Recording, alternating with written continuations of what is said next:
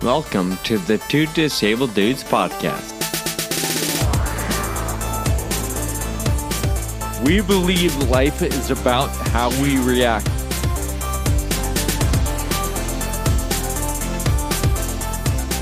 Hey, welcome back to the Two Disabled Dudes podcast. My name is Sean. I'm so glad you are listening today. Got another packed episode. I'm sure there's something in here. A banger. Kyle, speaking of bangers, what's on the top of your mind today? I am at my parents' house in California. I got here the other day, so I flew all the way across the country, and I'm hanging out with my family for a few days. I may sound a little different than usual, right? Because my setup is different. I got a different microphone, all that. I checked in for my flight the other day. Online check-in with an app is great, right? Because you can check in and go straight to the gate. You don't need to go to the counter. Sure. However, if you have a wheelchair... No checked luggage? No checked. I try as hard as I can. Even if I'm traveling for like 2 weeks, I just plan on doing laundry. Wow. Because it just is way easier. Okay. So carry on. No. So carry on only. And if you have a wheelchair, American Airlines makes you go to the ticket counter to like get your little tag for your wheelchair. All right, fine. So I just plan on showing up like an hour earlier, half an hour earlier. All right. So I go to the counter. I give them all my information. They ask me 100 questions about the chair. How much does it weigh? Are you going to take the battery on? All this stuff. What kind of battery is it? I get my tag. I go through the security. I get to the gate, and there was some traffic. So I'm not late, but I'm definitely cutting it closer than I would like to be. And I had to go to the bathroom. So I go to the ticket counter. I'm like, and you know what? All right, this part is my fault. I have to admit. I forgot that I already had a tag for my chair. So I said to the lady, hey, I just need a tag for my chair, and then I got to hit the restroom, and then I'll be ready. She asked me, do you need an aisle chair? And I was like, I just told the lady down at the ticket counter, how come why do you not know I need an aisle chair, right? Yeah. Then she asked me the same 100 questions about my wheelchair. How much does it weigh? All this stuff, battery, everything. I'm like, wait, how do you not know I already got a tag? Like, of course, I should have told her that. And I wasted 6 minutes because I had forgotten I already got a tag. However, why did it not tell her that a tag was already issued for my chair, right? Or why is that information, the answers to the questions, why aren't they saved somewhere? Exactly. Yeah. Why do I have to say it 4 times? I got a notice the other day for my next flight that I need to call the disability desk and check in for my flight because they need the information for my chair. I guarantee, because this happens all the time, if I do, I refuse to call them anymore, because if I call them, they will ask me those questions. Then when I get to the ticket counter, they will ask me those questions. Then when I get to so I'm like, you know what? You guys can either write this down or I'll just do it once when I get to the gate, right? Yep. It's going to be easier for all of us. It's going to be way easier on you if you just write these things down. So. It doesn't make sense, man. I've had the same experience specifically with the American. I don't understand. When you book the flight, if you're online and you click the box that you have a wheelchair or whatever the option is, then they ask you to fill in the information: how heavy, how big, how tall, how wide. Okay, Right. cool. But then, like you Yeah. said, you go to the counter to check in, they ask the same question. Like, It's as if they have no idea. why, if you're not saving the information, why are you even asking me? Like, why Exactly. what is the point? It's like TSA asking your pre-check number every time you encounter a new TSA agent. Like the one who Right. takes your ID. Hey, what's your number? And then the one who waves you through the machine. Hey, what's your number? And then the one Right. at the end making sure you pick up the right bag. Wait a minute, what's your number? Like, what is the point? Totally. Yeah.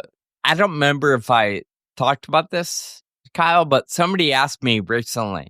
They saw the wheelchair in the back of my car as I was getting ready to go on a trip. They asked me, hey, I've seen some of your videos and stuff. Who's the best airline when it comes to traveling with disabilities? You're Did I like, tell you this? none of them. Yeah.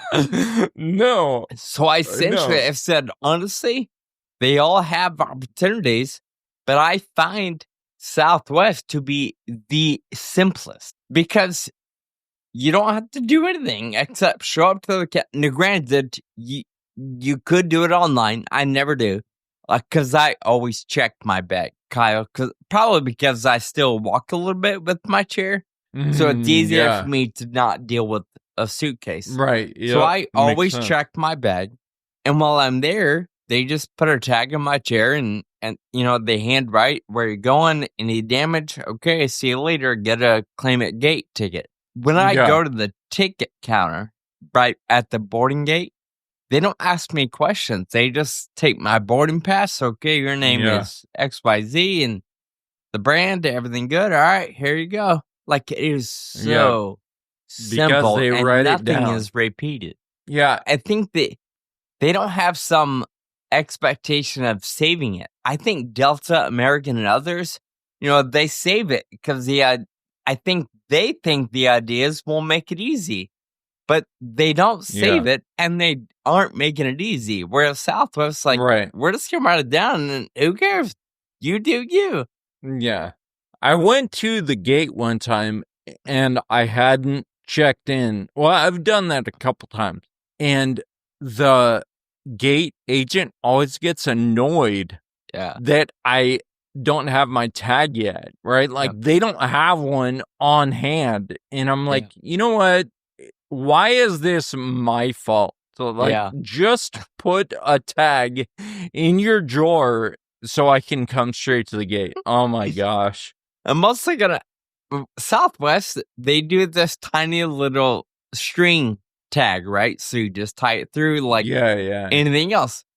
Delta and American, it's some massive 8.5 by 11 3M times 10 stick power that, I still have the residue from a sticker on my walker from I haven't traveled with that walker in a year. Like, it is ridiculous.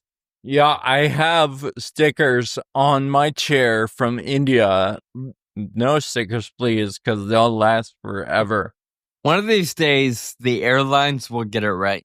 Yeah, you know what? Actually, that was my thought. I'm like, okay, this is a thing that will improve in 2 years, right? That happens a lot of times. But nope, they have not done any improvements on the process. They've been doing it this way for years, and they're going to keep doing it. Good luck. Yeah. All right. Well, Sean, let's move on to our topic for today. I am always thinking about how we set goals and maybe redefine goals. And this is something that we have talked about multiple times on the podcast. But when things happen in life, how do we redefine our vision for the future?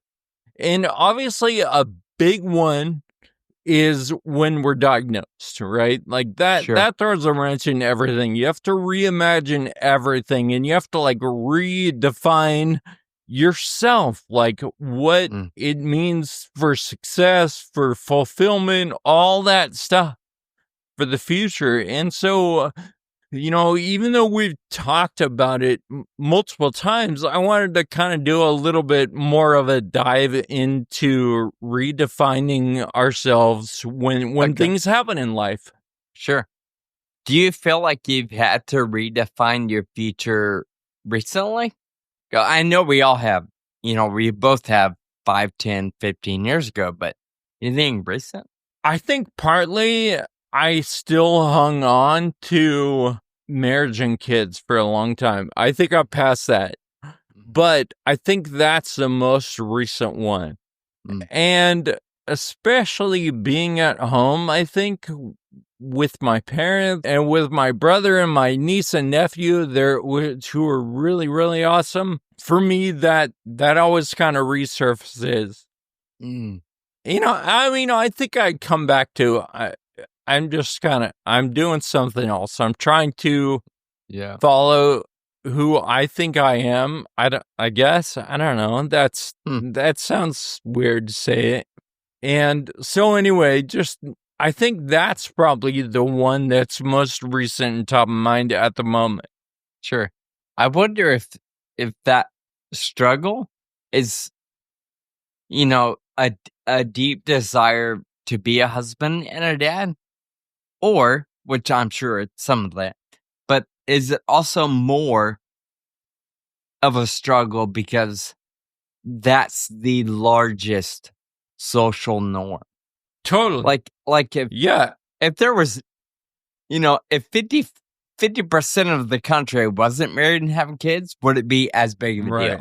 I feel, I don't know the stats, but I'm sure 85 to 90% of humans get married and have kids, whereas the 10% of us don't. So you feel out of place. Yeah, no, I agree. And my brother and my sister-in-law's friends, all of them are married with kids because I get, that's who they've got all their friends through their kids. Sure. School and sports and stuff. Yeah. So it just brings it to the forefront for me for that. And like you said, because of the social norm, right? I'm hanging out with all these people who are married and have kids. Yeah. So do you feel like you can accept a different reality, or do you easily, or do you feel like that's going to be something you wrestle with until the day you're 75 and you really can't produce kids anymore? Yeah, I think it'll be something I wrestle with forever. There's certainly part of me that is accepting of the fact and accepting of no matter what path I go down, it's going to be rad and it's going to be worth it. Sure. And, with that thought, I think that handles a lot of the different situations in life, because getting married and having kids is one thing. And there's so many ways that we have to reimagine when things happen or don't happen, or what we're thinking of doesn't quite come true. So with that in mind, when you're up against a reality you weren't hoping for, expecting, I think you have two choices to make, right? Work really hard to change that reality, or accept the reality. So how do you balance the two? I think that's really hard. And I think the other question is how do you decide whether to work your butt off to achieve or to change something, or accept what is there? And how do you make that determination too, which is a similar kind of thought. And I don't know that there's an exact answer to that. I think maybe that's a thing you got to decide for yourself. There's that thought of, I forget what war it was forever ago, right? But they had to cross the river, and the general, when they got off the boats, the general burned all the ships so that they couldn't go back. There's no way they could get back across the river, so they had to go fight as hard as they could, right? Yeah. And so when do you decide to burn the ships and just go forward as hard as possible and with as much effort as possible? Yeah. So I'm going to put you on the spot because you said you got to answer that for yourself, and I'm with you. But I'm asking you, and you said you want to be a dad and have kids.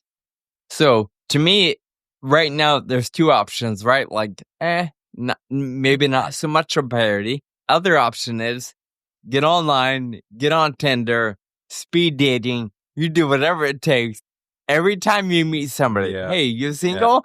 Hey, you I don't know, just extreme effort. Do you want to have kids? What's keeping you from doing that? Assuming you're not doing that. I think this tells me something, right? That I'd like to have kids or whatever is more, like you said, a pressure from outside than from inside me. Because to me, I'm like, I don't. This is so shallow, but like, I don't want a distraction from what I need to do. Sure. Like, geez, like, I don't have a dog because I want to go get on my trike whenever I want. And I want to go travel or whatever whenever I want. And I want to be able to say yes to any opportunity that's maybe requires a plane flight or something like tomorrow. I want to be able, and so that's what tells me that's probably not the way for me is because like, I mean, if that outweighs producing a human being and like being responsible for that person. If these are the things that are outweighing that, then that's probably not the way I should go, right? Yeah. That's the calculus I think I'm doing. And I think I have the same thoughts because most people would probably agree having kids or a family is expensive. And being single and not having much responsibility, I do whatever I want with my money, and I enjoy a lot of freedoms. Whereas I'm not saying you can't enjoy those or you wouldn't enjoy them. It's just different.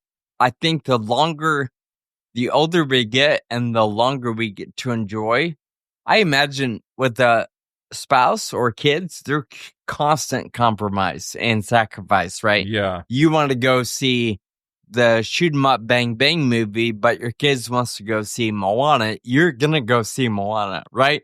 Like there's constant little things, big things, everything in between. And I think the longer you don't have to deal with that, the older we get, the more attractive the life we do have is, and the less attractive that life becomes.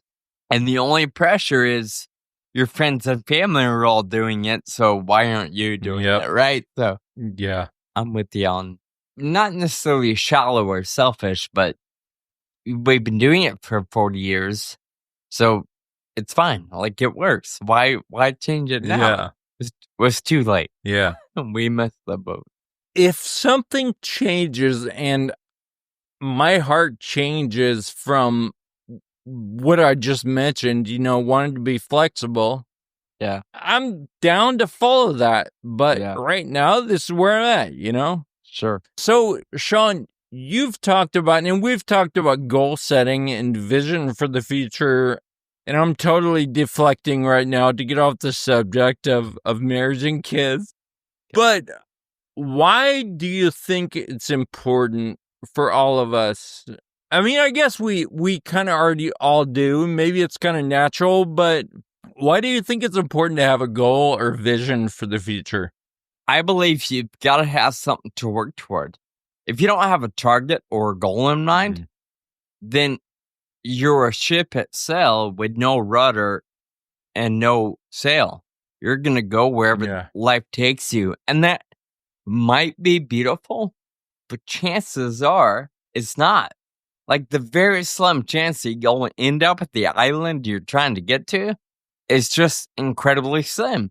So I believe it's important to have a goal or a target so that you know what you're working toward and you know when you're on track and when you're off. So in addition Yeah. to having goals, you've got to measure them. We talked a couple of years ago, I want to buy a house, but I can't just say that and not actually save money, pay attention to my stocks, pay attention to my 401k, pay attention to my spending habits, because goals and targets don't just complete themselves. You've got to have some work. So the ultimate answer for me is having something in mind so you know what you're working toward and you know when you're off track. What would you say? Yeah, and then you can make adjustments based on if you are off track. And Yeah. if you have no goal, you're totally unable to make those adjustments because you don't have a focal point. If you don't have a focal point, you're going to be constantly subject to the wind, the mood, what people are saying. And in our world of constant barrage of social media and just having access to the whole world, our moods changed all the time. And there's always some different information. Some of it might be true, some of it might be reliable or not. But there's so much going on that you're never going to be able to quiet your mind and do you. You're always going to be challenged with comparing yourself, your life, your job, your money to somebody else. And if you don't have a true north for yourself, a goal, you're going to come and go with the wind, and you're going to be on your deathbed and realize you didn't do life well. Yeah. I will say right, because, it's different for everybody, but. Right. And there's 1,000 different ways to do life. For me, I think back to before I was diagnosed and going back again to some of the societal norms, a kid, a house, a nice car, a good job, all that. Yeah. And I think it's important to have those things, like you said, partly to have something to aim at and to have something that you're excited about, right? I think it gives us a lot of hope to have this vision that we're going to do something great that we really want, which gets us to the point when you have this vision and your heart is set on it to a certain extent and you're excited about it, it's that much harder when situations come up or circumstances arise that change that vision, such as a diagnosis. Maybe I had a vision that I was going to go for a run with my son. Well, you know what? That ain't happening. Maybe it's something different and not as specific, but if that was one of the things that I was really holding on to and excited about and hoping for, that's really hard to let go of sometimes. What do you think is the process when something arises that truly makes it impossible for that vision to come to reality? I have no idea. What came to mind as you were talking was things like that constantly change, right? Whether it's kids related or job related or money or whatever. So I just had the thought that part of the reason why maybe some people or all of us have bad days and good days isn't because we had a flat tire or isn't because an unexpected bill showed up. Maybe it's because we're always constantly grieving some loss, something that we recognize either is going to be harder to achieve or isn't going to be achieved at all because of our circumstances or our abilities. Like for you, you could say, hey, I gave up the idea of having kids 3 years ago, but then 5 years from now, you're going to see some dad running down the road with his kid or showing him how to play basketball, and that's going to trigger something in you. And I think maybe that's a part of what makes life hard is we're all constantly grieving something or going through those stages of grief. So I guess to answer your question, I would say give yourself permission to grieve those things entirely, knowing that just because you worked through all 5 stages doesn't mean you're done. Just means you got the bulk of it under control, maybe, or you've come to peace with the bulk of it. It's still going to come up. Something's going to trigger it down the road. But maybe you can be more at peace with it if you allow yourself to work through whatever those stages are. I agree. And I think sometimes that can be a block for me, and maybe other people can relate, is that I feel like sometimes I don't go after things as hard that I think I might want, because if I don't get there, it's going to cause grief. Or if something happens, and I've experienced that, right? Like with the diagnosis, for example, like we've all had to grieve the loss of abilities over and over and over again. Subconsciously, in other situations, it keeps me from going after things that I might want because I'm avoiding the possible grief that comes with not quite getting there. Or things changing and not getting there at all. I guess diagnosis, your whole life changes. Your physical abilities are different than you thought they were. And so some things become impossible. I can't help but think about that sentiment of the phrase, people say all the time, I'm going to die trying. Do you really want to get to the end of your life and recognize you didn't even try?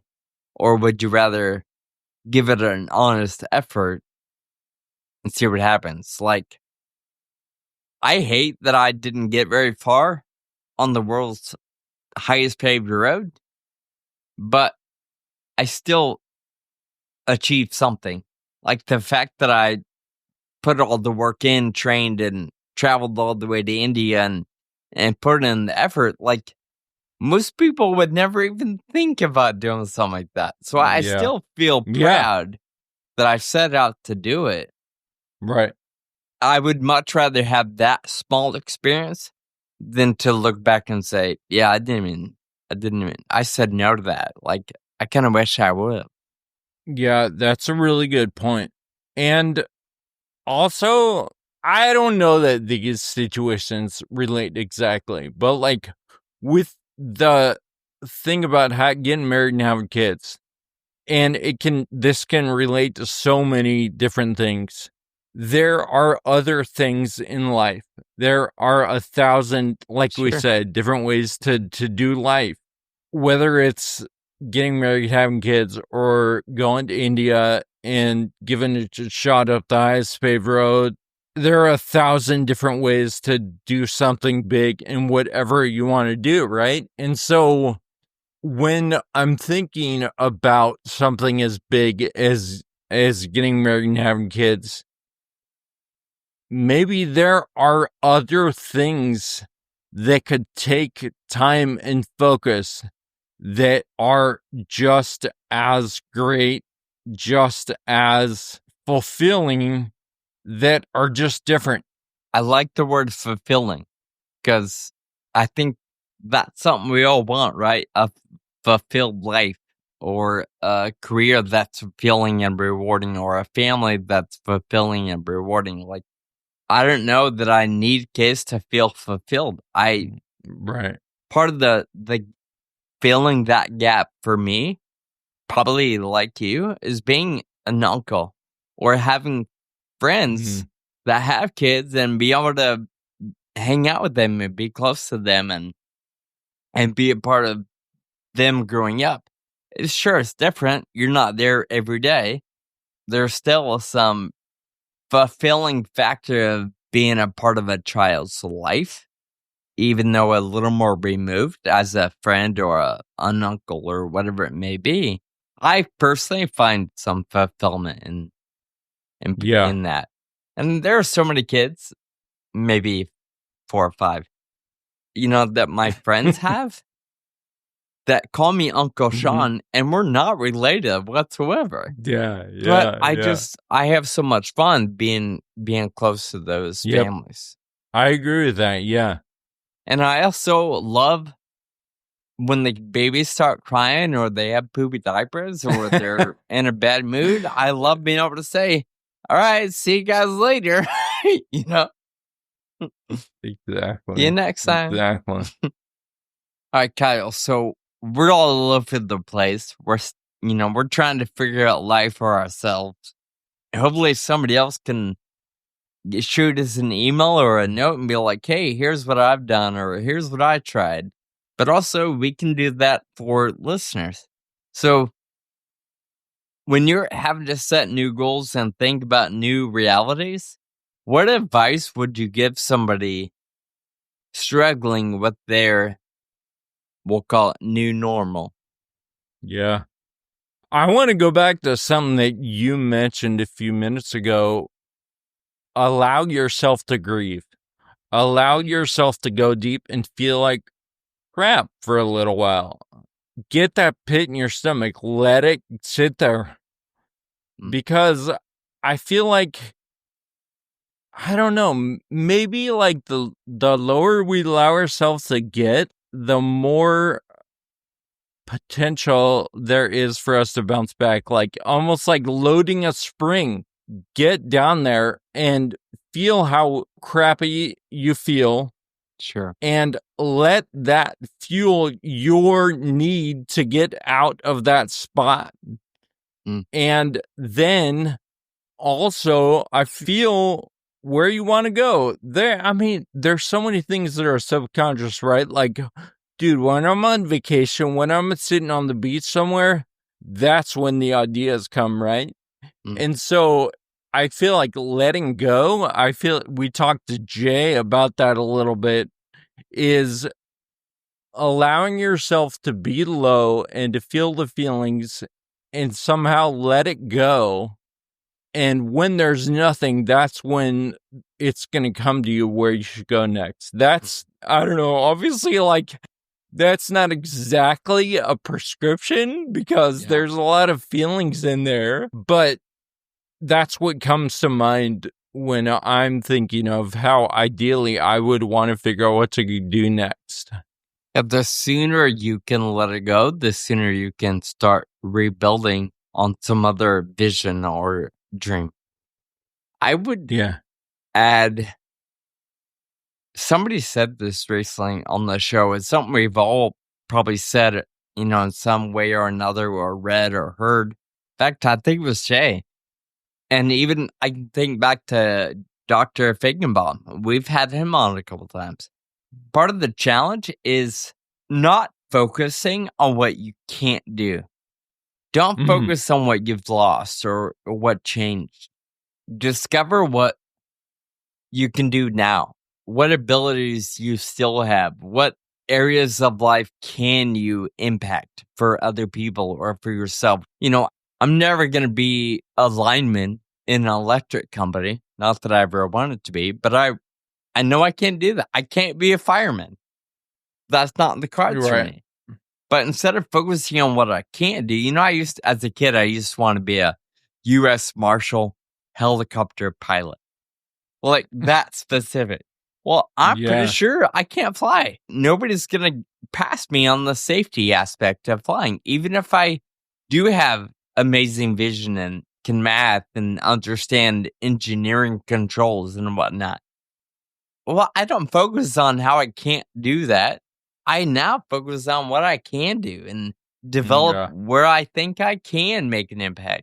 So at the very least, my one takeaway would be grieve that stuff. Certainly give it space to realize, be sad about it. Like you said, let it sit in your gut, but don't dwell there. Realize there are still some things you can do.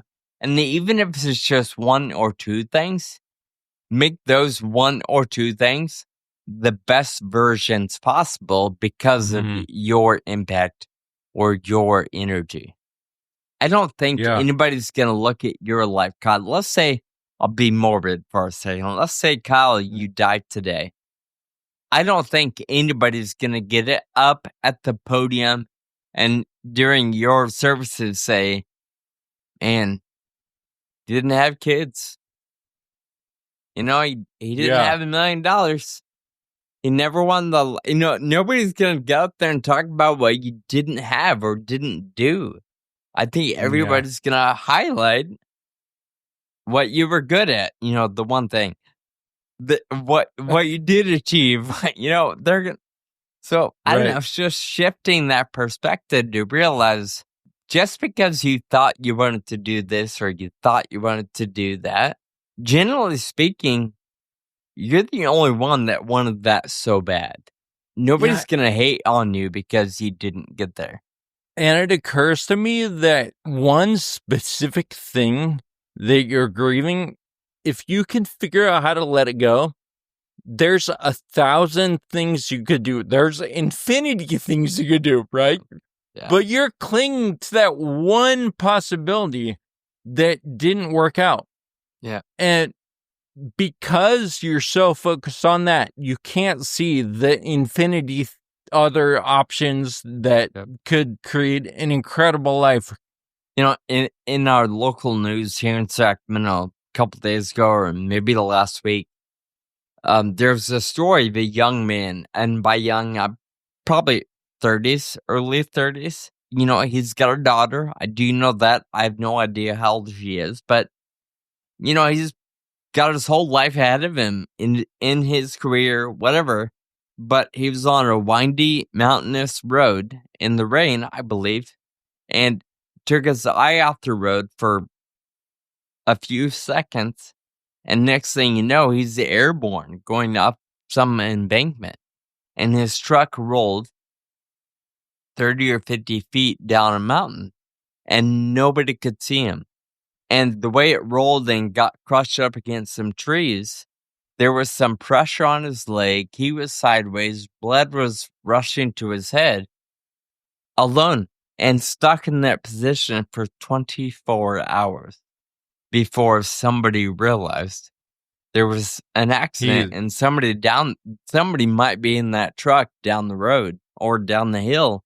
He was rescued and he's alive and breathing today, but he lost his leg.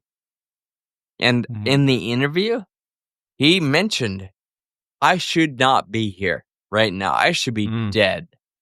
So, yeah, it sucks that I've lost my leg, and they had to amputate. It wasn't like it just went limp. It was they cut it off. I guess never coming back, right? Yeah, right. But he was in the interview. He was so thankful that he's still breathing, that he's still alive. He can still be a part of his daughter's life, and he's gonna make the most of his new reality. And to me, that just proved the point. We all lose something.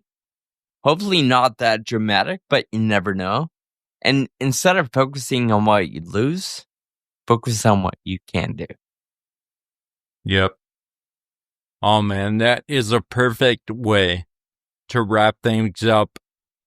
Our conversation was very meandering, but I think we were able, whatever we were able to do, I enjoyed the conversation. So hopefully it turns out all right. 2DD therapy. Exactly. Yeah. All right, John, let's move into thank you notes. Both of us realize the incredible power of gratitude, and we try to express it. No, we do express it every single episode at the end. So, Sean, who does your thank you note go to today? I'm saying thank you to the Uplifting Athlete staff, specifically the Young Investigator Draft event and the people behind that.